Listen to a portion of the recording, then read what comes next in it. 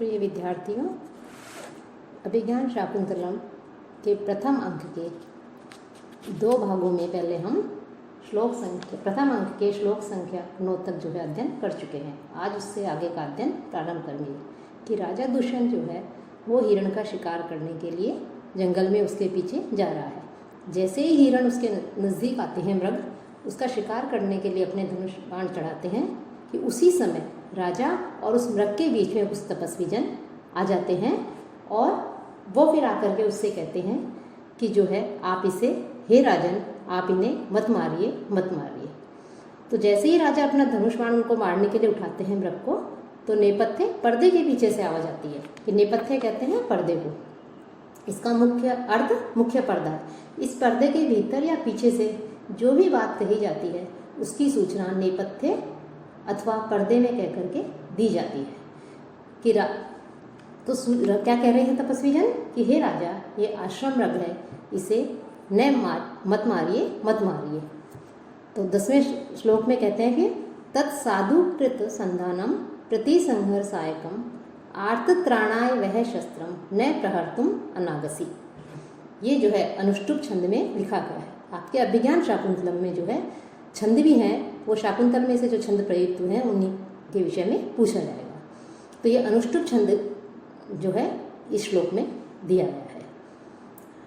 तो तपस्वी कहते हैं कि तत् इसलिए साधुकृत संधानम के भली प्रकार से जिसे धनुष पर चढ़ा लिया गया है, ऐसे सायकम बाण को प्रतिसंहर आप उतार लीजिए कि अच्छी प्रकार से जिस बाण को आपने धनुष पर इस मृग को मारने के लिए चढ़ा लिया है, ऐसे बाण को उतार लीजिए।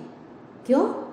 क्योंकि वह शस्त्र कि आप लोगों का जो शस्त्र है वो आर्तत्राणाय, वो पीड़ित लोगों की रक्षा के लिए होते हैं।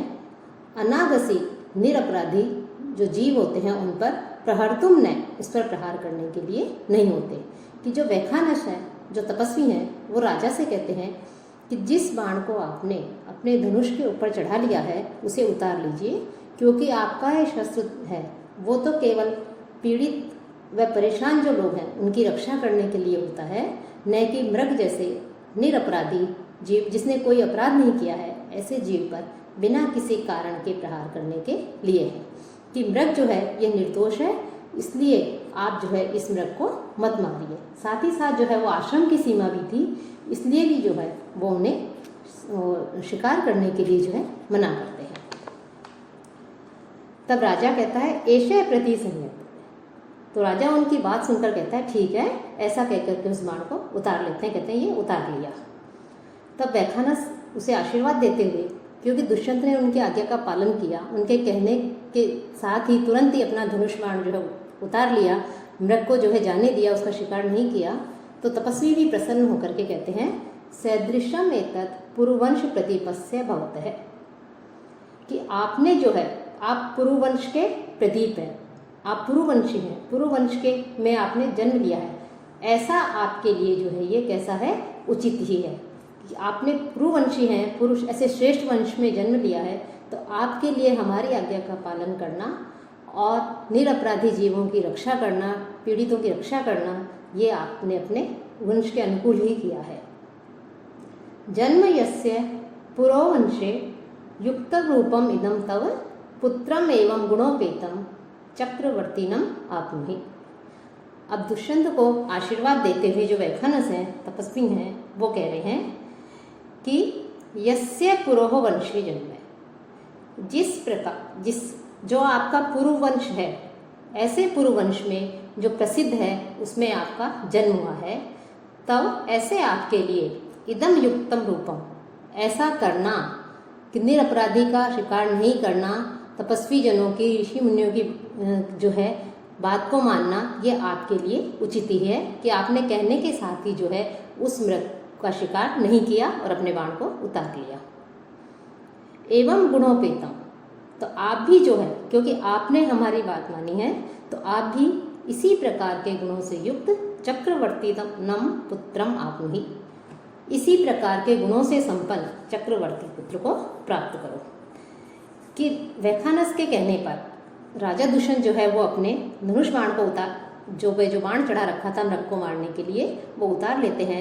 ऐसा करने पर वैखानस प्रसन्न हो जाते हैं और राजा की प्रशंसा करते हुए उन्हें इस प्रकार से आशीर्वाद देते हैं कि जैसे पुरु के वंश में ऐसे श्रेष्ठ वंश में आपका जन्म हुआ है, उस आपके लिए आपने जो है हमारे कथनानुसार बाण को उतार लिया है, हिरण का शिकार नहीं किया है, ये आपके लिए उचित ही है। अर्थात पुरुवंशी राजाओं के लिए ये शोभनीय है।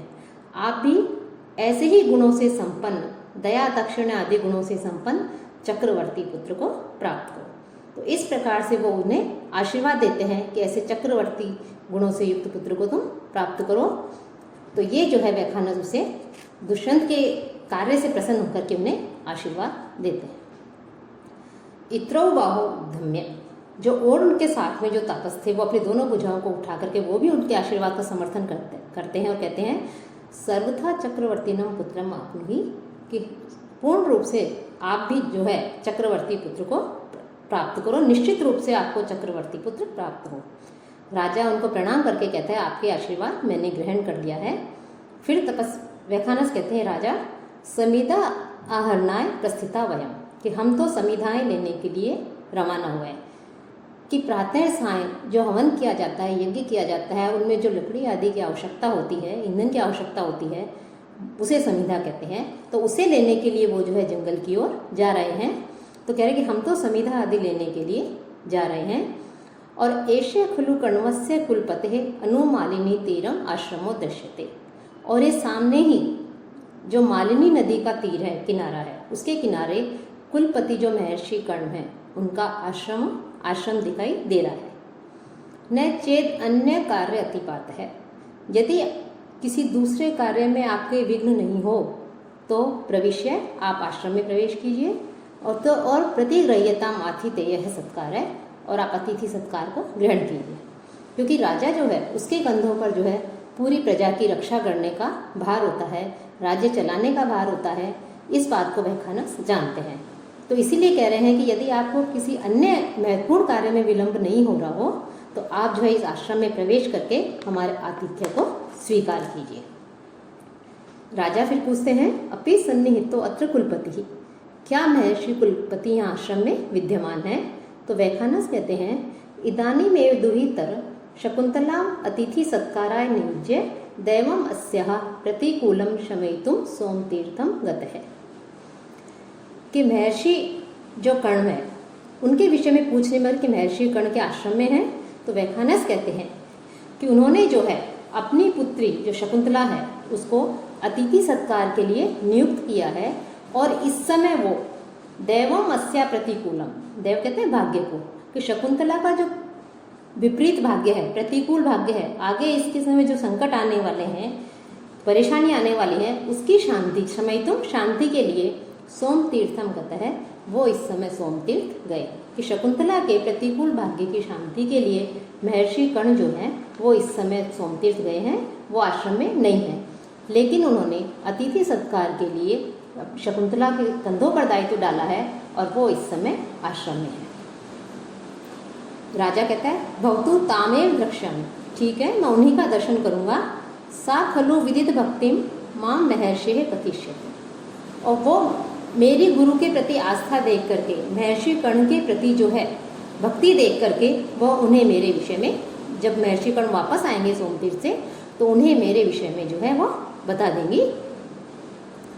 वैखानस कहते हैं साध्या में तावत, तो ठीक है हम चलते हैं, ऐसा कह के शिष्यों के साथ वो निकल जाते हैं। राजा कहता है सारथी को कि हे सु नोदयान अश्व, कि जो अश्व हैं घोड़े हैं उनको हाँकिए, पुण्य आश्रम दर्शने तावत आत्मानम पुनीमहे, तो जो पवित्र आश्रम है इस आश्रम का दर्शन करके हम भी अपने आप को पवित्र करते हैं। सारथी कहता है जैसा आप आज्ञा देते हैं।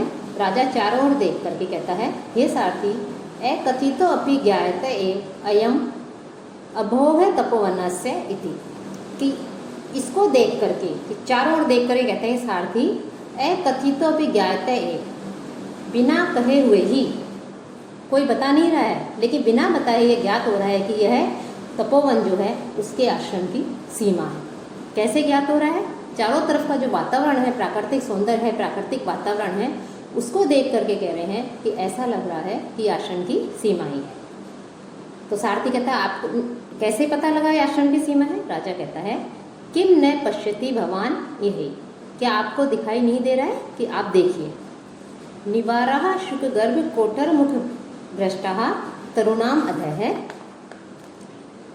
प्रस्निग्धः क्वचित् इंगुदीफलविदः सूच्यन्त इव उपलाः विश्वासोपगमात् अभिन्न गतियः शब्दं सहन्ते मृगः तोयाधार पथाश्च वल्कल शिखा निश्चंद रेखांकिता।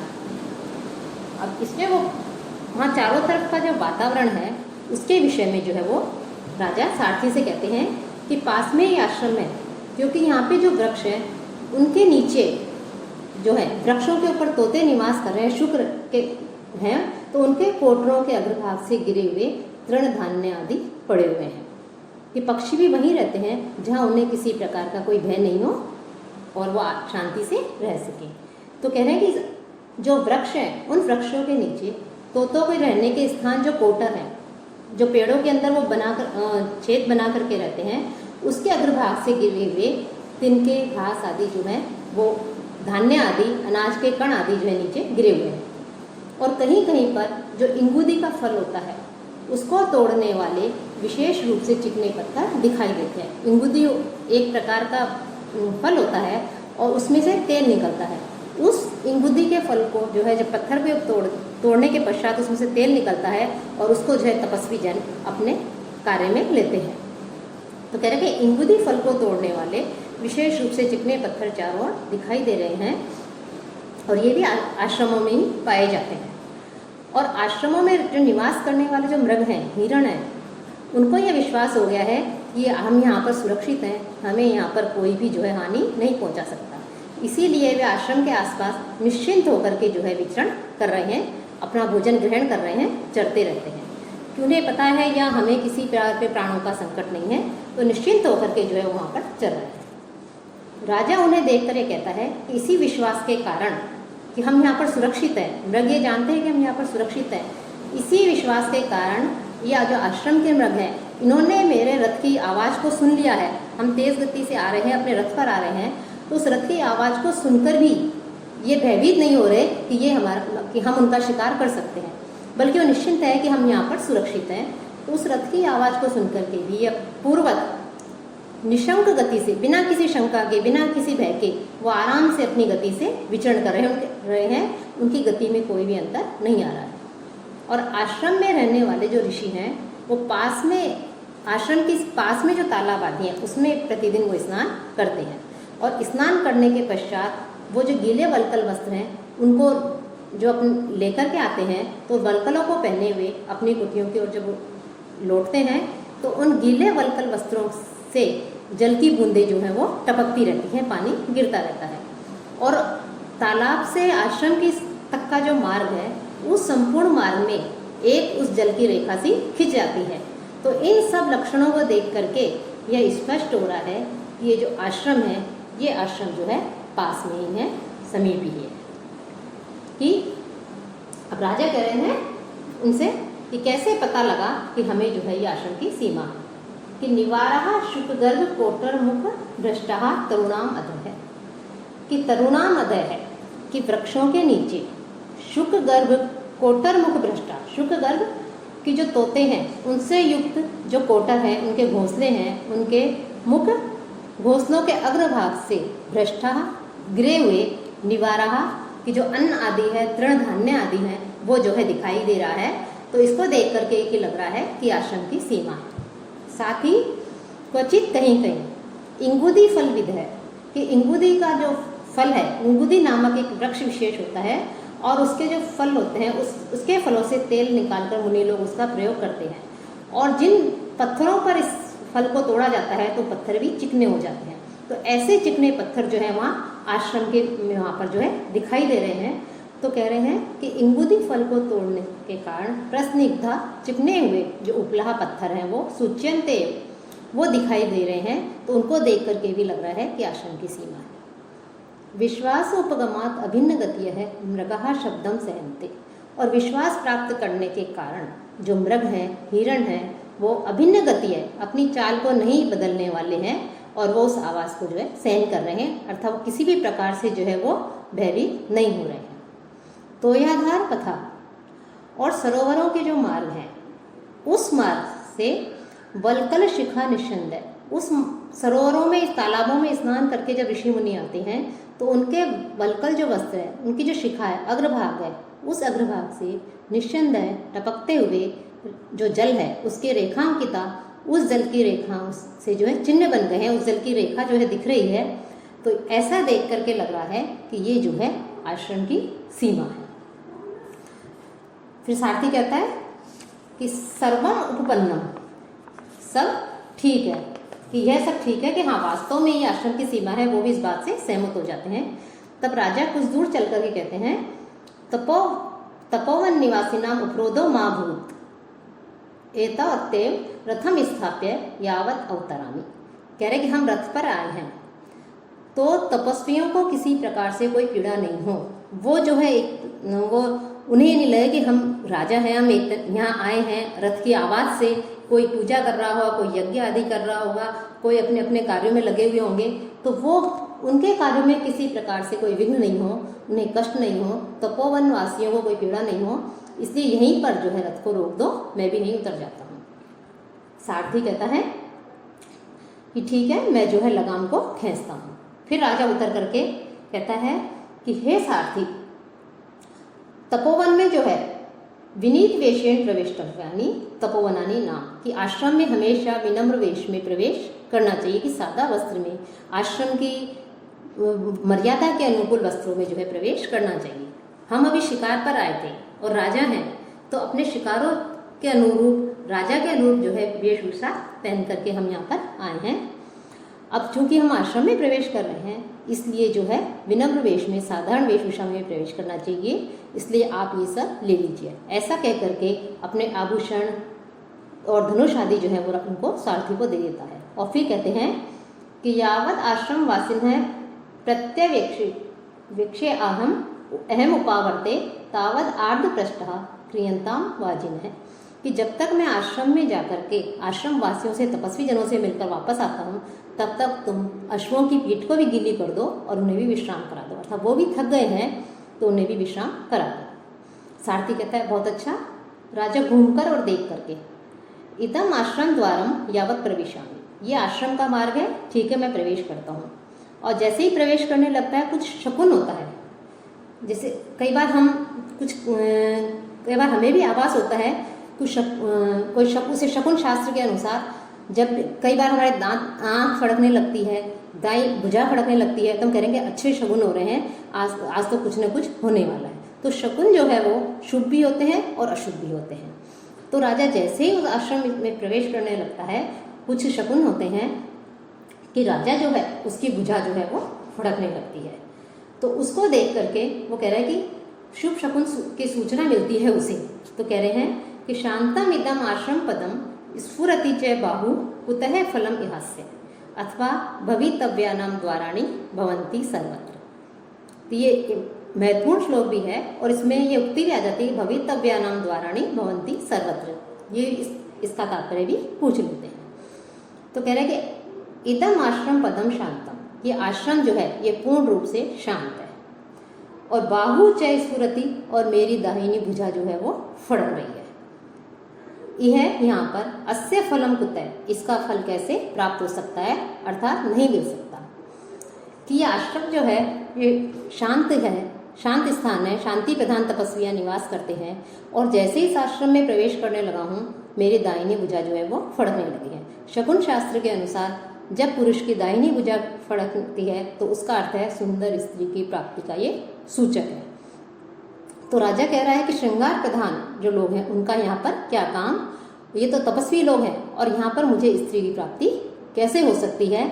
अथवा फिर वो खुद ही कहते हैं भवितव्यानाम द्वाराणि, कि जो होने वाला होता है उसके लिए मार्ग सर्वत्र भवन्ति, हर जगह होते हैं, उसके द्वार सब जगह होते हैं। कि अवश्यम भावी बातों के लिए जो होना होता है उसके लिए सर्वत्री द्वार होते हैं। अर्थात यह पूर्ण रूप से असंभव है कि मुझे यहाँ पर मेरी दाहिनी भुजा फड़क रही है और शकुन शास्त्र के अनुसार तो मुझे यहाँ स्त्री प्राप्ति होनी चाहिए, लेकिन ये आश्रम है, शांत है, यहाँ तपस्वी जन रहते हैं, तो यहाँ सर्वथा असंभव है। लेकिन इसके तुरंत बाद उनके मन में विचार आता है कि शकुन शास्त्र जो है वो असत्य, झूठा भी नहीं हो सकता, असत्य भी नहीं हो सकता। फिर वो इस निर्णय पर पहुँचते हैं कि अवश्य ही भवितव्यानाम द्वारा में, कि होने वाली जो बातों के लिए जो द्वार है वो हमेशा ही जो है वो खुले रहते हैं, कि यदि मुझे श्रेष्ठ स्त्री की लाभ होना लिखा है तो कहीं भी हो सकता है, भले ही वो नगर हो अथवा आश्रम हो। तभी जो है पर्दे के फिर नेपथ्य पर्दे के पीछे से आवाज आती है, इतः इतः सखियों, हे सखियों इधर आओ, इधर आओ। राजा कान दे करके अये दक्षिणे वृक्ष वाटिकाम आलाप इव श्रूयते, कि जो दक्षिण की तरफ जो वृक्ष वाटिका है यहाँ पर जो है ये वार्तालाप सुनाई दे रहा है, यहाँ पर जो है आवाज आ रही है। फिर राजा घूमकर और देख करके अये एतः आश्रम तपस्वी कन्या कहा स्व प्रमाण अनुरूपे ही सेचन घटे ही बाल पादपेभ्य पयो दातुम इत एव अभिवर्तन्ते। राजा घूमकर और देख कर कहता है कान लगा करके कि अरे कि इसके दक्षिण में, आश्रम के दक्षिण दिशा में ये वार्तालाप सुनाई दे रहा है, और इसी स्थान पर ये तपस्वी कन्याएं हैं, ये स्व प्रमाण अनुरूप ही अपने अपने प्रमाण के अनुरूप, अपने अपने सामर्थ्य के अनुसार, अपने अपने शक्ति के अनुरूप जो पौधों को सींचने के जो घड़े हैं, उन घड़ों से छोटे पौधों को, बालपात पे भी छोटे पौधों को पयो दातुम पानी देने के लिए इधर ही जो है इत एव अभिवर्तन्ते, इधर ही आ रही है। ध्यान से देख करके अहो मधुरम आसाम दर्शन, अरे इनका दर्शन तो बहुत अधिक मधुर है, अत्यधिक सुंदर है, कि देखने में जो है बहुत सुंदर दिखाई दे रही है। इनका जो रूप है वो चित्त को आह्लादित करने वाला है।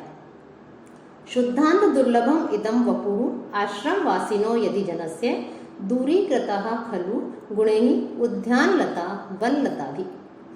यहाँ पर राजा जो है जिन शब्दों में आश्रम की कन्याओं के सौंदर्य का वर्णन करता है, उससे प्रतीत होता है कि राजा को इन्हें देखने से पूर्व ये विश्वास था कि सौंदर्य तो केवल राजमहलों में, राजप्रसादों में ही रहता है, अन्यत्र नहीं। और राजा का जो निवास है वहाँ पर जो है सुंदर सुंदर सुंदरियों को एकत्र किया जाता था। अब राजा का यह विश्वास उस समय पूर्णतः जो खंडित हो जाता है जब वो शकुंतला और उनकी सखियों के सौंदर्य को देखता है। तो उनके सौंदर्य को देख करके राजा को ये कहना पड़ता है कि वन की लताओं ने जैसे उपवन की लताओं को भी तिरस्कृत कर दिया है। तो यहाँ पर जो शकुंतला और प्रियंवदा है, उन्हें जो है वन की लता के विषय में कहा गया है, और उपवन की लताएं, उद्यान की लताएं जो है वो अन्य रमणीय स्त्रियां हैं, राजमहलों की स्त्रियां हैं, उनके विषय में बताया। तो कह रहे हैं राजा आश्रम वासी न जनस्य, आश्रम में रहने वाली व्यक्तियों में, तपस्वी कन्याओं में यदि शुद्धांत दुर्लभम इदम वपु, महलों में ही दुर्लभ सौंदर्य दिखाई दे रहा है, कि आश्रम में रहने वाली तपस्वी कन्याओं में और आश्रम और महलों में रहने वाली जो हैं उनमें तो सौंदर्य होता ही है, लेकिन आश्रम में रहने वाली कन्याओं में भी इतना अधिक सुंदर, इतना सुंदरता ऐसा दिखाई दे रहा है। तो ये ऐसा सौंदर्य, ऐसी सुंदरता तो जो है अंतः दुर्लभम इदम, अंतःपुर में भी जो है दुर्लभ है, कि मेरे रनिवास में भी जो है ऐसा अनुपम सौंदर्य दिखाई नहीं देता। तो ये निश्चित रूप से कहना पड़ेगा कि उद्यान लता की, उद्यान जो लता है, वन लताओं के द्वारा सुगंधित कोमलता आदि गुणों से जो उद्यान लताएं हैं, उन लताओं को वन लताओं के द्वारा, गुणों के द्वारा दूरीकृतः, उन्हें जो है तिरस्कृत कर दिया गया है। कि तो ऐसा सौंदर्य यदि आश्रम में रहने वाली तपस्वी कन्याओं का है कि जो अंतःपुर में भी दुर्लभ है, तो निश्चय ही उपवन की लताओं को, उद्यान की लताओं को वन लताओं के द्वारा अपने सौंदर्य और कोमलता आदि गुणों के कारण से जो है उनसे को जो है तिरस्कृत कर दिया गया है। कि राजा तपोवन की कन्याओं के सौंदर्य को देखकर मन में विचार करता है कि ऐसा सौंदर्य तो राजाओं के अंतःपुर में भी दुर्लभ है, कि जहाँ एक से एक श्रृंगार प्रसाधन के सभी साधन उपलब्ध होते हैं, राजमहलों में रहने वाली स्त्रियाँ जो हैं सुंदर होती हैं, लेकिन उनकी अपेक्षा ये जो वन में रहने वाली हैं, ये ऐसा सौंदर्य तो उन स्त्रियों में भी नहीं है। तो राजा इस प्रकार से उनके सुंदरता को देखकर, उनके रूप को देखकर जो है आश्चर्यचकित हो जाता है। इति विलोक्य निश्चित है, ऐसा कह के उनको देखता हुआ राजा वहीं पर खड़ा रहता है। यहाँ पर निदर्शन अलंकार बताया गया है कि प्रारंभ में श्लोक के पूर्वार्ध एवं उत्तरार्ध में कोई साक्षात संबंध प्रतीत नहीं हो रहा है, लेकिन अंत में दोनों का पर्यावसन उपमा में ही होता है, इससे निदर्शन इसमें अलंकार है। और छंद जो है इसमें आर्या जाति छंद है। ततः प्रविशति यथोक्त व्यापारा सह सखीभ्याम शकुंतला। इसके पश्चात शकुंतला जो है अपनी सखियों के साथ में जैसा बताया था वैसा ही वो वहाँ पर प्रवेश करती है।